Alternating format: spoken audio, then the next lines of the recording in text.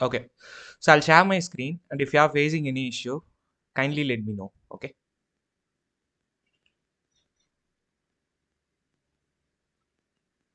Okay.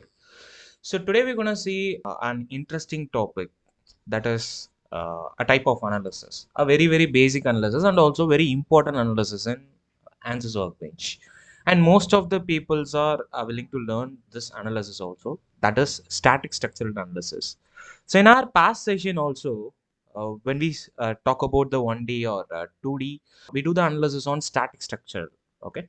So but what we not explained in that part is what is static structural, why we use the static structural, and what can I do with the static structural. Okay, so that is what we're gonna discuss today. Okay, so first what I will do here is we're gonna see a brief introduction to the static structural first, like a theoretical background behind the static structural, because we have a two different sets of analysis here. One is static structural analysis, and then transient structural analysis. So so whenever we talk about answers, in answers we have a wide varieties of analysis: static, structural, transient, and thermal related. So when we talk about thermal, in thermal itself we have steady state thermal and then transient thermal. Apart from that, we have fatigue analysis, eigenvalue buckling analysis. We have a so many analysis, but every analysis, this is the basic one. Okay, so whatever the steps we followed in the analysis, that is static structural, we follow for the another analysis also. Okay, let me give you an introduction to the static structural. Uh, a static structural analysis can use it to determine the displacement, stresses, strains, forces of a structure. I mean, forces in a structure or a component caused by the load. Okay. We can easily calculate the stress and strain data as well as displacement in a structural component. Okay. So the important thing is the load here we assumed is a steady loading. The response conditions are assumed that the loads and the structures cannot varies. I mean, can varies with respect to time with very slowly, or else we can say it as the load cannot varies with respect to time. As simple as that. So this is the key difference between the two analysis, that is static structural and then transient structural. So whenever we do or we're going to do a static structural or a transient structural, in static structural the load is a fixed one. Okay, so throughout the analysis, suppose you can have an example. Your analysis is gonna happen for a 5 second. For the entire 5 second, the load cannot be get changed. As simple as that. Okay, but whenever we go with the transient, the load is changes with respect to time. So most of the real time cases, the load can varies with respect to time, but you should be very clear whether that affects my analysis or not. Okay, I'll give you one simple example how the static structural and then transient structural analysis can be take place different situation. So right now I just sit in a chair. Okay, so before that it is ideal. Okay, so before or 5 to 10 minutes it's ideal. Okay, so what I do here is I just come enter into the room and then come and sit on this chair. Okay, so it will be taking around 1 or 2 seconds to occupy this position. Okay, so before 2 seconds there won't be any load on this chair. Okay, but after 2 seconds the load is get changed from 0 kgs to around 65 to 70 kgs. Okay, so what happened here is the load is changed from 0th second to second. So it will be a different load on 0th second, and it will be a different load on second. Okay, so if you want to analyze this particular part, you have to go with the transient structural analysis. Okay, so you have to go with the transient structural analysis. Other than that, okay, if you don't want to do the analyze this part, so you're gonna analyze another part. For suppose right now for the upcoming 45 minutes or a 1 hour, I'll be sitting on the same chair. Okay, there won't be any changes in the load. So at a constant of 70 kgs or 65 kgs is acted on this chair. Okay, so it cannot be varies with respect to the time. So throughout this 45 minutes, so if my analysis is in between this 45 minutes, so this analysis can be done with the static structural, because in static structural the load cannot changes with respect to the time. Okay, so that is what the key difference between the static structural and then transient structural analysis. Okay. Okay. So the next point, what type of loadings can be applied in the static structural analysis, and what cannot include it. So that is also very, very important. So when you're looking for this point, once again.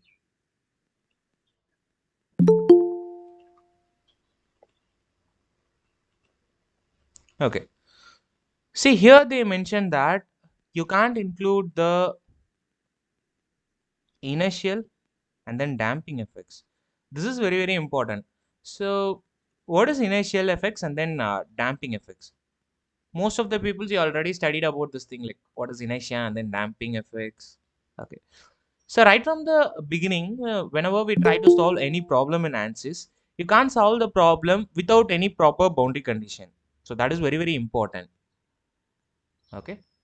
So how can I do that? Like I'll give you an example. If suppose if we have a rocket launcher like this.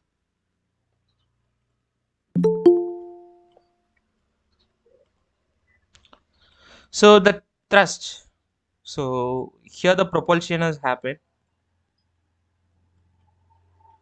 Due to this propulsion, there will be a thrust. So according to the Newton's third law, so the equal and opposite force uh, during the propulsion, it goes in the frontward direction. Okay. Suppose you want to analyze this system. So in which part you're gonna apply the supports? The supports in terms I'm asking about the fixed support and then cylindrical support, like that. Okay. So ideally you can't, because you're not able to, what do we say, fix this bottom, since the part should be entirely moves. uh, you can't apply the cylindrical support also, because the propulsion path may be, I mean the projection path may be like this, or even it should be like this, or in the straight path. Okay. You can't decide that also. So in such situation, ideally you can apply the forces, but you can't apply the boundary conditions, like a fixed support and which type of supports. So this type of supports, ideally we have some forces, that is the reaction forces acted uh, the surrounding pressures on the structure, that plays a major role. So you can't include in a regular manner. For that, we classify this type of supports as a inertial effects. Go with this inertia. So suppose this type of inertial effects cannot be applied on the static structural. For that, we have a separate analysis that is called inertia relief analysis. Maybe if we have sufficient time, we're gonna take a look on that topic also. Okay, and also the damping effects. So the damping effects is nothing but whenever, I mean in the first session I'll explain to you that regarding the damping factors and then vibration related stuffs. So for a sudden impacts, any vibration kinds of things, a damping factor plays a major role. Okay. So that damping effects cannot be included in the static structural. That is also a one major point. Okay. Um, then, so this point is similar, that loads and the structure response are assumed to be very slowly with respect to the time, or else you can say it as it cannot varies with respect to the time. So this type of loadings can be applied in the static structural. What type of loads? So we can apply externally applied forces and pressures, and in some cases steady state initial forces. So eventually you can't apply all the initial forces, but you can actually give the input such as steady state initial forces like gravity and then rotational velocity, that things. Okay, fine. So what about that third point, like imposed non-zero displacement? So this point is new for all the peoples, like you may not familiar with that stuffs. So I'll show you what is imposed displacement. I'll give one example. Suppose in the earlier stage also we try to solve one 1D problem, a beam structure. So I have a beam like this. You know that if the one side is fixed, we call it as a cantilever bar. Okay. So in the cantilever bar, I'm gonna apply a force, that is P. So we know that due to this force P, the point gonna move from this point to this point. I mean, not exactly like that, but somewhat we have some extension. That is, the point is always displaced from this point to this point. This deformation is dx. It's natural.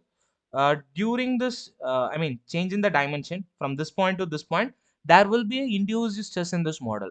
That may be anything. Like for example, if you say the stress max may be 5 Newton, 5 MPa, you can.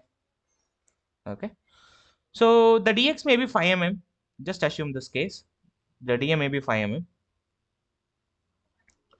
So in ANSYS itself, we have a dedicated tool called displacement. So in that displacement, what you're going to do here is you can just randomly pick one point and you can give some imposed displacement. Imposed displacement means, so instead of applying this force, this P, I can delete this force. So instead of applying that, I'll go with displacement option. I'll try to pick this point, this point. I'll say, I want to move this point in x-axis at a distance of 5 mm. Okay, so I'll just give the input as I want to move this point in x-axis because we have a three coordinates, right? X-axis, y-axis, z-axis. I just want to move this point in x-axis at a distance of 5 mm. Okay, now the point is get moved from this point to this point. So during this motion, there will be an induced stress that is exactly equal to the 5 MPa. Because in the previous case also, I'll just try to apply some random forces during, I mean, due to that force there will be a displacement. That displacement is 5 mm. Due to this displacement there will be a induced stress. So the same thing exactly happened. So instead of applying the forces, this time I'm going to apply the displacement as an input data. So this type of loads we call it as a imposed displacement, that is non-zero imposed displacements. So not only the forces and pressure, you can also use the imposed displacement values also as an input. So that is what they are trying to include here. And when we talk about the fourth point, that is temperature for a thermal stress. So especially in static structural, so it's a structural analysis. What is the need of temperature? You maybe have this question in your mind, but you can also import the temperature, not directly, but by a coupled analysis. So here we have a cool analysis. This things is only happened on the analysis, I mean ANSYS itself. You can do a lot and lot of stuffs, like you can just share the one data from another system. Like suppose you are doing a steady state thermal or a transient thermal. You want to transfer that data to the what we say static structural, you can. That is also possible. Why we need to transfer the data is, I'll explain in simple. For example, if you take any example like a crankshaft, not a crankshaft, maybe you can take a engine. Okay, so an engine block. So what happened in the engine block is there should be a combustion at inside the cylindrical part. So during the combustion, enormous amount of heat is generated. Okay, like up to 2500 degrees Celsius is generated. So you know that whenever a component, it may be anything like a steel or a rubber, if it is experiences to a heat or a thermal related things, probably the size of the component might be increase or shrink, maybe increase or decreases. This is natural. Okay, so during the change in, so somewhat of dimension just get changed during the, I mean, due to the heating process. Okay, so maybe 1 mm will be increased or 1 mm will be decreased. So due to the change in dimension, that will be an induced stress.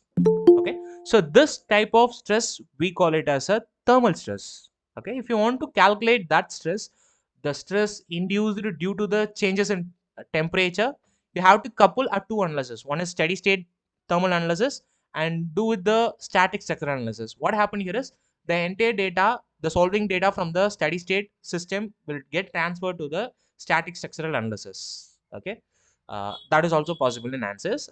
When we come to the thermal part, I'll show you how to do that thing also. Okay.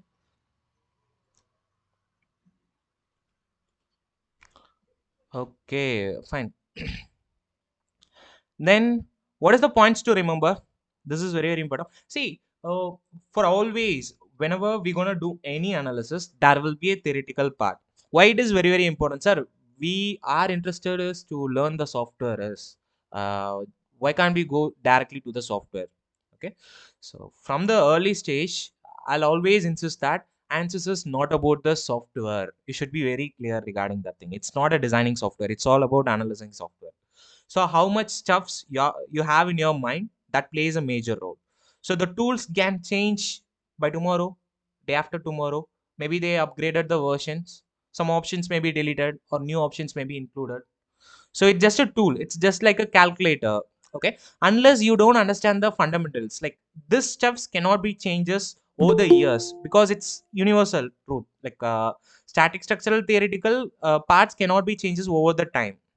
Okay, I always insist that just be strong with the fundamentals. Not you should not be a master in all the stuffs, like the entire engineering book should not be in your mind or in your brain. Okay, so it should be very clear regarding the very fundamental things. That is what we expect over here. Okay, so the points to remember is a static structural analysis can either be a linear analysis or non-linear analysis. And hope you all guys know don't understand like what is linear and non-linear. I'll explain as simple as possible. Uh, there is a huge difference between the linear and non-linear. Like I said before, in FEA, all the problems use the same scenarios. Like first, it creates a stiffness matrix. Then, using that stiffness matrix, it try to calculate that stuffs like what we say the unknown variables. For that, it just convert that stiffness matrix into a simultaneous equation and just solve that simultaneous equation and calculate the unknown variables. So I'll say very easy, but it's a complicated process because you can't think like the stiffness matrix is like a 4 cross 4 or 5 cross 5. So it should be a 100 cross 100 matrix, 1000 cross 1000 matrix. Although so many values are zero, but even though eventually the size of the matrix is much bigger. So the equation size is also much bigger. So that is why it always takes some time and to solve the problem. In such scenarios, it drastically increases our analysis time. So to reduce that stuffs, we have a two classifications. That is, so one is linear. So another one is non-linear analysis.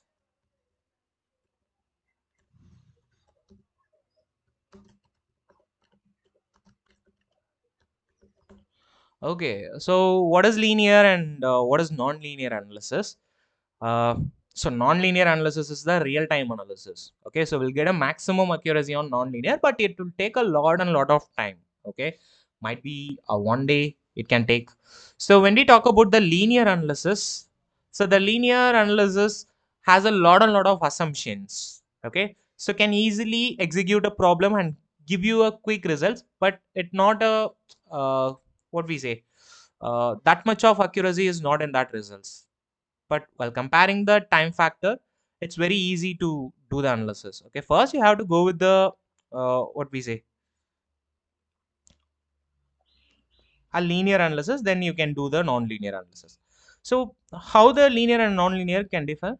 So in linear analysis, the graph should be like this. So when I plot a graph between the stress and strain, okay, I'll say this is stress, this is strain. Okay, so usually in linear analysis, the graph should be look like this. It's a linear one. What does it means is whatever the input you can give, like whatever input, like that much of deformation will be happen. Or else you can consider like this is force, this is force, and this is displacement. Okay, so if you try to constantly increases the force, always here also the deformation is also increases. But eventually in some point it's not happen exactly right. So when you try to bend any rod or anything, at certain point it should be break. Okay, it cannot bend as much as possible however the load you apply. Okay, that does not happen in the real time data. Okay, but in linear analysis it will shows. Eventually if you try to apply 100 newton, for that 100 newton it may shows a 10 mm of deformation. So 10 mm of deformation for the 100 newton. So I mean 100 or 1000 newton. So maybe if you try to increase the load as double, maybe 2000 newton, for that it will shows here 20 mm, 3000 40 mm, I mean 30 mm, 4000 40 mm. Eventually it increases the deformation, but actually the component might be failed in the 15 mm. That data cannot be included because since we don't have any stress versus strain graph in the linear analysis, to make the analysis very easy, I mean, so I'm not going to assume too many stuffs, too many stuffs into my analysis. It will makes my analysis so harder to solve. So that is why I'm just ignore the stress versus strain graph in the linear analysis. But when we talk about the non-linear analysis, it has these things, that is non-linear curve. So non-linear curve is look like this. It's very simple. Maybe you'll have studied about this thing in your strength of material subject. So the initially the stress versus strain curve should be started like this. So this is stress and this is strain. Over the period, the stress might be, the curve might be happen like this. So this is nothing but like, this is A point, this is B point, and this point we're gonna say it's C point. Okay, so already most of you peoples may be aware of this also. This is D. So the D is nothing but fracture. Okay, I'll explain from this thing. So A is the starting point, B is the tensile yield strength, tensile yield. So this is, you should be very clear. This is tensile yield and this is tensile ultimate. Tensile ultimate. Okay. So the D is fracture. We call it as a F. Okay, I'll explain in the scenario. So this curve is included in the non-linear analysis. So that is why we have a maximum accuracy. How to calculate this thing and what does it mean? So up to this point, we call it as a this region. So up to B, the stress is directly proportional to strain. It's within elastic limit. You know about this theory, that is Hooke's law. This is Hooke's law region.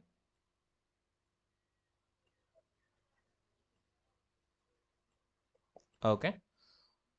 So what happened here is, I'll give you one tensile example. Maybe you'll get a better idea regarding that. So let's just consider I have one beam like this. It should be fixed over here. At the top, it is fixed like this. Okay. So I'll just try to apply some forces. By naturally, due to this force, like it's kind of P, some sort of force. Naturally, the component will be expanded like this. Some sort of distance it might be. Okay. So there is a compression. I mean, there is a reduction in the cross section. There is a reduction in the cross section, and the size will be decreased, and the length will be increases due to this force. That is very important. So if the force limit, I mean, if the force limit is within this Ty, that is tensile yield point, the stress point, so there won't be any permanent deformation. So if you try to remove this force, it can bring back to its original state. Okay, there won't be any permanent deformation. Okay, so but if the force is excited the this point, that is B point, if you crosses this B point, it should not be a, what we say, a temporary deformation. There will be a permanent deformation. This deformation, I mean, this geometry cannot bring back to its original state. It's stick like that thing. So this is B point, but there won't be any failure at all. Only we have permanent deformation, but there won't be any failure. Okay. But eventually, if you crosses the tensile ultimate point, tensile ultimate strength point, what happened here is suddenly some sort of cracks might be happen, a small cracks. Okay, so the crack may be increases over this region like C to D. Okay, the C to D region. So eventually at the D point, what happened here is it will be cut into a two pieces. That is called a fracture. So this is, the fracture has happened. Maybe you may be tested with the UTMs. So we just try to measure for the tensile yield strength and then ultimate strength, like that stuffs. So this is what the non-linear curve will try to explain us. Okay. Then, so if you included this thing, probably our analysis is taking a lot of time to get solved. As simple as that. Okay. So what is the next point? And all type of non-linearities are allowed. So when we talk about the non-linearities, we have three different types of non-linearities. So basically a material non-linearity, and then surface non-linearity, and then contact non-linearity. we just say as MSC, that is material surface contact. So whenever any one nonlinearities is included in problem, your problem is automatically converted into a linear analysis to non-linear one. You can't directly go with say, I want to solve this problem in non-linear. Okay. So if the large deformation is turned on in static structure, the problem is get converted into what we say, non-linear analysis. Or else if you try to import any assemblies, so in assemblies we have the context between the two bodies, body number 1 and body number 2. In such situation also the problem will be converted into a non-linear one. When we talk about the surface nonlinearities, probably there will be some sort of things like if you try to reduce the there is some sort of irregularities in your surfaces, probably the strength of the material will be get decreases. So eventually if you want to do that, include that stuff, so you have to go for the surface nonlinearities. You have to include the surface nonlinearity to do the nonlinear analysis. Okay, so this is a simple a theoretical background beyond the static structural. Apart from that, we have so many things. I'll just show you us some of the little things. Okay, this is what a static structural. We can do this type of analysis. We cannot include ionization and damping effects. That's it. Okay, so what is the example we're gonna do? To perform the static structural is the Baga roll cage. So the yesterday also, I think we discussed about how to do the not yesterday, the past session, day before yesterday. Okay. Uh, we do a free run on a Baga roll cage, right? So I'm going to use the same roll cage to do the static structure analysis, like a frontal impact, then rare impact, torsional impact, like that. So if anyone is might be attend the Baga competition, you may be familiar with the stuffs like what is impact analysis, what is Baga roll gauge design, how to do the analysis like that. They are mostly depend upon the static structure analysis. It's very important to do perform that thing also. So just try to open the software Ansys Workbench. Okay, so is my voice is audible? Just type in the S or just unmute yourself and let's see. Yes. Okay, good. So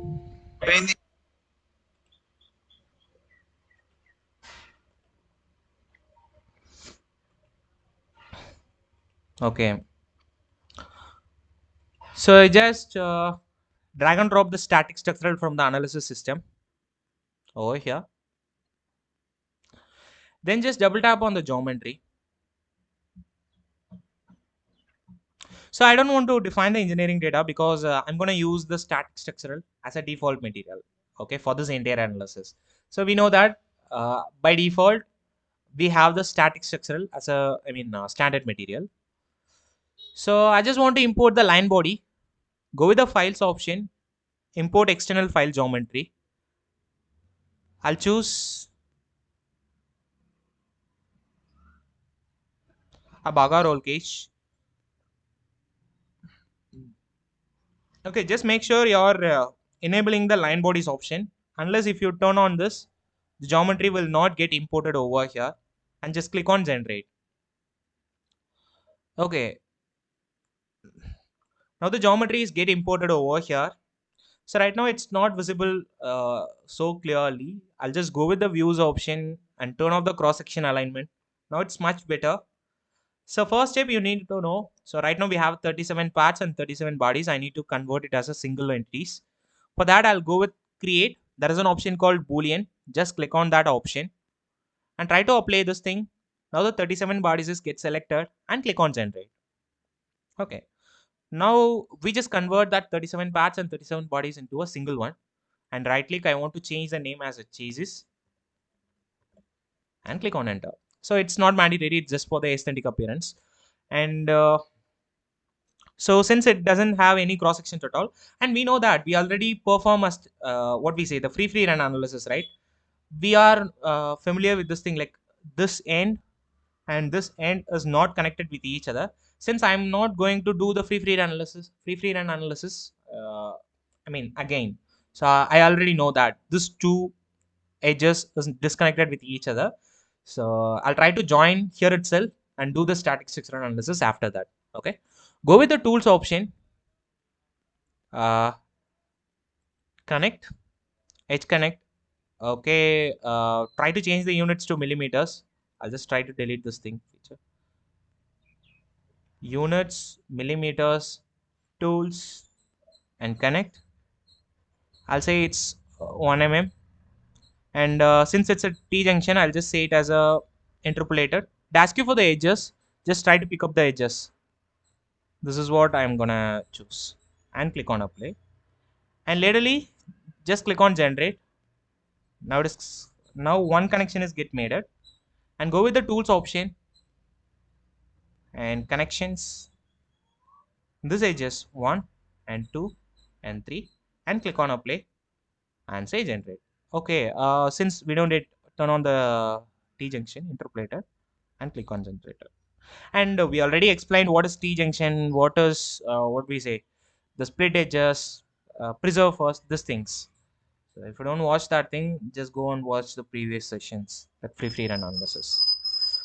So after done with this, we need to assign some cross section to it. Go to the concept and cross section, circular one.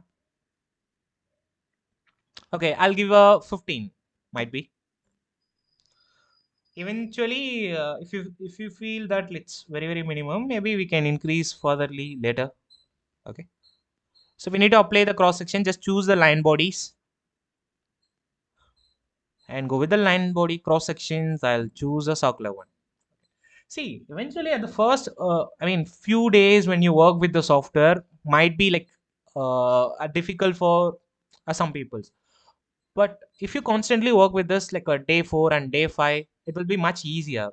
Okay, it's all regarding the practice. How much has you spending yourself to the software. So you'll be master of the software. Okay, but even after I apply the cross section, it's not. I mean, what do we say? It's not look like a 3D. So for that, go with the views option and just enable the cross section solids. See, now you can able to view the roll cage configuration. Okay. Yep. So I think up to this part, our geometry creation part is completed. I'll just close the design modular. So I don't need to save this thing. Just close this thing and go with the model that is mechanical and just wait for some time. So in the meanwhile, if you have any questions, you can always just type in the comment box or else unmute yourself and try to ask your questions.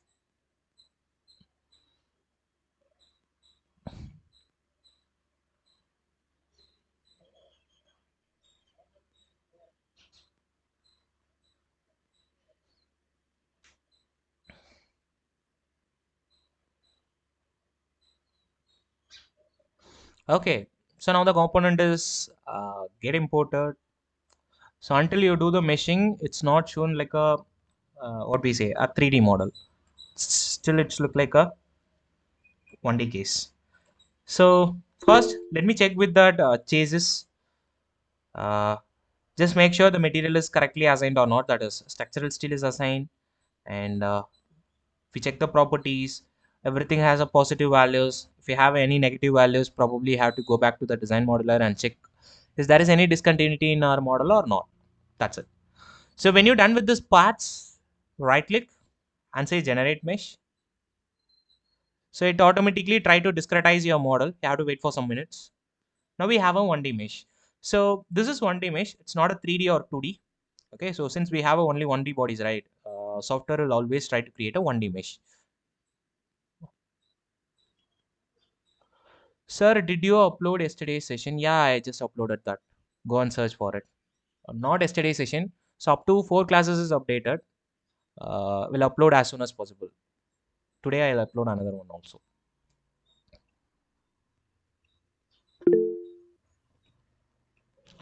So please provide some PDFs for quick recollecting the points. Yep, I'll try my best. Sure, I'll provide. Okay. So, yep, that's fine.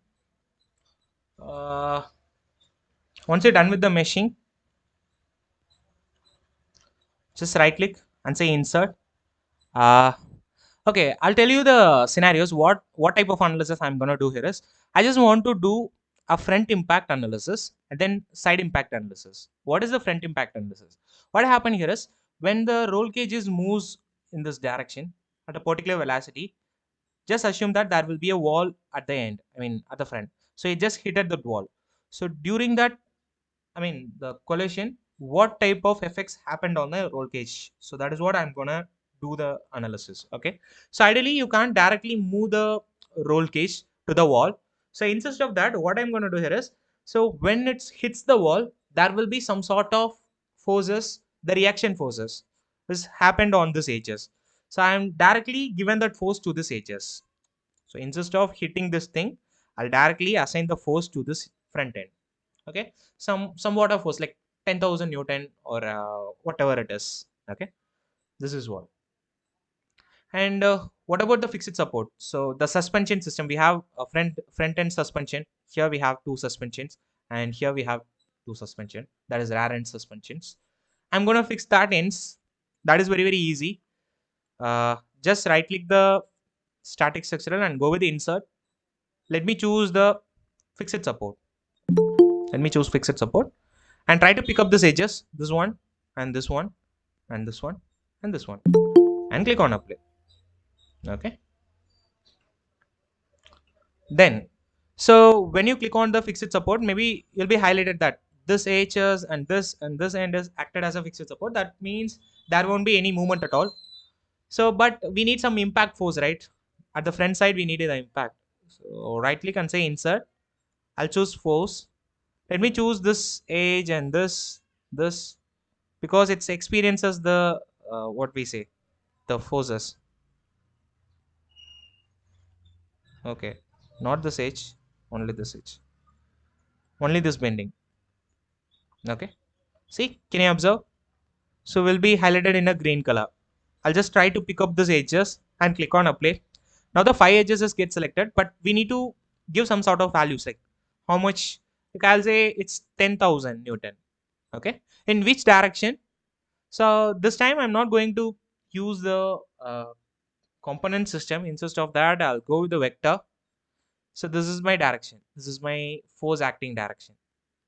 So whenever it hits the wall, so it should be happen like this, like a frontal impact. And click on apply. Now we just successfully applied the fixed support and the load part also. And we're gonna request for the results, that is output results. So due to this impact, how much deformation is happened in my roll cage, and also how much of stresses, what is the overall stresses, that is von Mises.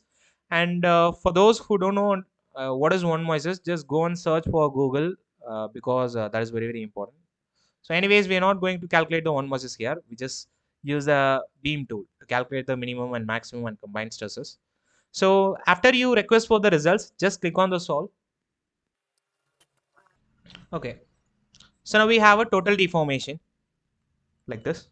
So I have a maximum deformation of 1.0818 and a minimum deformation of 0 mm. So the minimum deformation obviously it is nearby the region of what we say, that is fixed support.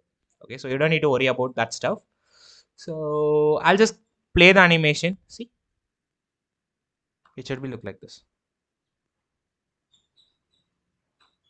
Eventually it's not an exact animation. For 1 mm the roll cage cannot be played like this. When you go to the top, the result is actually scaled at this times. So 1 e power 2 times the result is scaled. So if you want to look the true results, go with the true option, to scale option. Probably only the colors maybe changes. That much of deformation is not available. So that is why the software is itself scales the results for a better animation. When we talk about the stress results, go with the last option, that is maximum combined stresses. Here we have the maximum stress of 57.53. Okay, here one interesting factor has happened, like how can I say that whether this component is a sustained model or a non-sustainable model or a failure model for this loading condition? So I'll say this component is a sustainable one. How would I say? It's based upon the stress values. So the maximum stress I get here is a 57.53. So that I'll say that it's a safe model.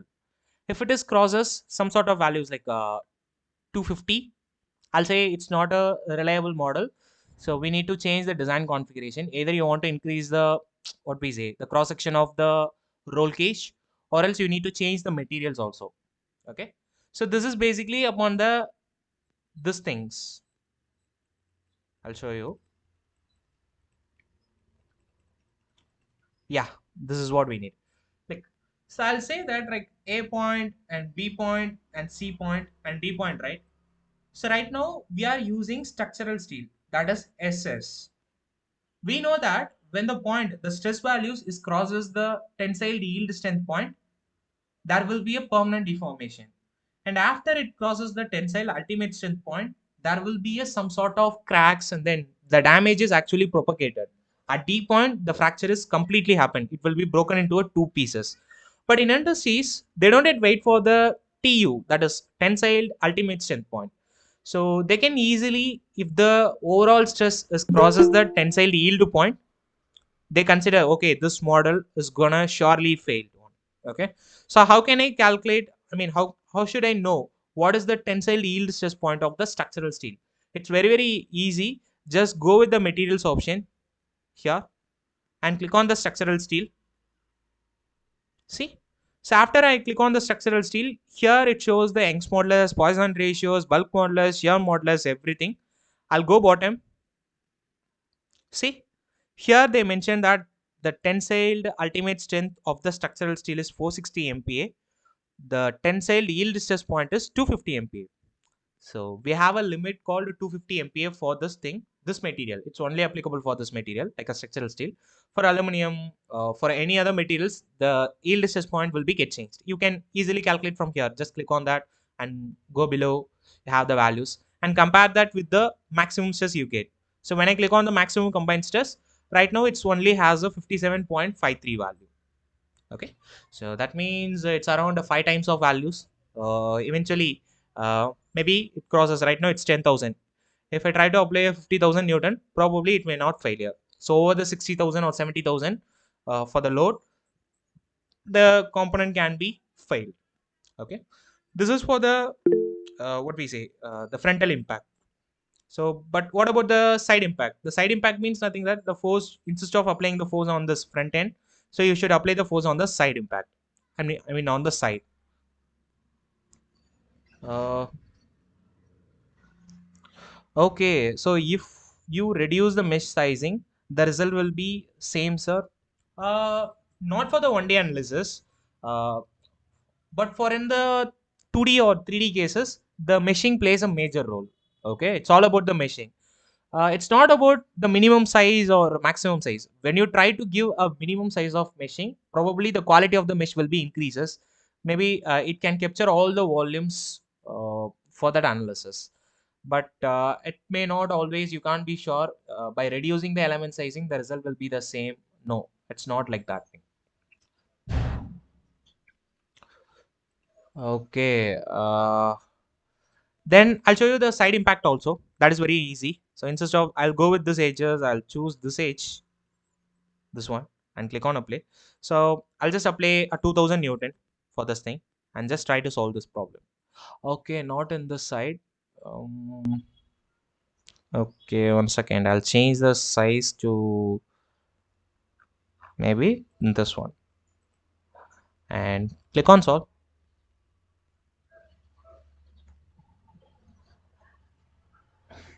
Okay, so now the problem is get solved. So I'll check with the deformation. So this is what a side impact means. I mean, basically the force is applied from the side. So although we have rare impact, torsional impact, so many analysis in the Baga roll cage, but as a sample, I just want to show you these things like frontal impact and then side impact. Okay, right now I am doing the analysis on the left side. You can go with the right side also. It's up to you. So left and right. Okay. So the total deformation we have around 0.77049, and the maximum stress we get is 29.94 MPa. That's, we are in the safe limit. So even though we can increase the load also, that is also possible. Okay. So yep, that's it. So what we do today is we just had a brief introduction to the static structural, the theoretical part. So once we're done with that, we come back to the answers and we try to import the Baga roll cage in answers and try to do some geometrical modifications by just connecting the edges and assigning the cross section. And once we're done with this part, and we try to import the geometry to the mechanical and make sure whether the properties are already, assigned correctly, and try to do the meshing, 1D mesh. And once we're done with this, we just try to apply the boundary conditions for the frontal impact and the side impact. And also we're looking for the output results also. Okay, some people ask like, sir, if I want to find the stress values or deformation values on a particular point, is there is any other way to see that thing? Yes, we have some methods to view that stuffs also. uh, for a better view, I'll just change the display style to no wireframe. Okay, now it's visible more smoothly.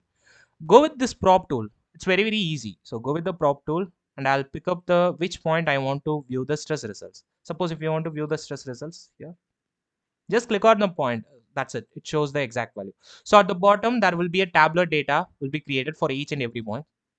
The exact location of the point and how much stress is created. Okay, this is very, very useful. So whenever for a documentation purpose, want to view the exact forces or deformation on a particular area or a particular region, you can use this prop tool. Okay, especially for a truss structure, it is very, very useful. And suppose you want to identify, okay, which is the maximum stress and then which is the minimum stress point, you can click on the maximum. So at this point, it is the maximum. So the maximum values, you can have that value from the 29.94. And for minimum, it should be at this thing like fixed support. It's around zero things. Okay, it's nearly zero, not in a negative value. It's probably the errors in the software. Okay, so this is how you can use the prop tool and maximum and minimum tools also. Okay, and what about this thing? Any other? So can we apply multiple or different forces at a time at a different points? Yeah, you can. So eventually you can apply the same forces. Like right now, I just apply only one force on the side. If you want to apply the front impact force, you can right click insert, just insert another force, pick up this point, this edges, and click on apply, and give some force, maybe 5,000. And want to apply the direction, just click on this direction, this edge as an input, and click on apply. Now we have a two forces. We have one force here and one force here, and try to solve this problem. You'll get a different results as simple as possible. Now we just combine the frontal and side impact as together. See, the deformation should be look like this. See, how many boundary condition you can use, a lot of boundary condition. You can use any kinds of 10 loads, 20 loads. It's up to you. You can do that thing and just try to animate it. You'll get the exact animation, how the component is exactly behaves for you. So for this case, you'll get a maximum stress of 48.156. Yep, that's good. So any other queries regarding this session? I think we have come to the end of this part. So if maximum point exited, ultimate tensile, ultimate stress of steel. So we need to redesign, sir. Yes, exactly. Not the ultimate strength point. So tensile point. You can't wait to the ultimate point. So the ultimate limit is 460 MPa, but you can't wait for that limit. So just wait for the tensile limit. That is 250 MPa for steel. And if it is crosses, either you need to redesign it. Not at all the redesigning is the only way. You can also change the material also. If you don't want the steel, want to manufacture with any other thing like a cast iron or a stainless steel, you can go with that material. Or else you can simply redesign that thing. Like we have some, we just apply the 15 of radius, right? Just try to increase the radius or try to change the roll cage configuration. As simple as that.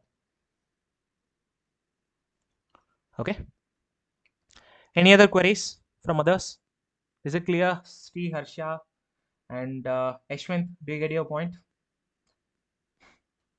Hari Prasad, I'll try to provide the materials for you.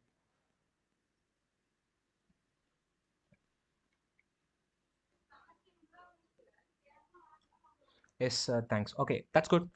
So, in the next session, by tomorrow, we plan to see a transient structural analysis, a time dependent load. So, that analysis will be much more cooler than this analysis. So, yep. So, we'll meet on our tomorrow session. Have a nice day.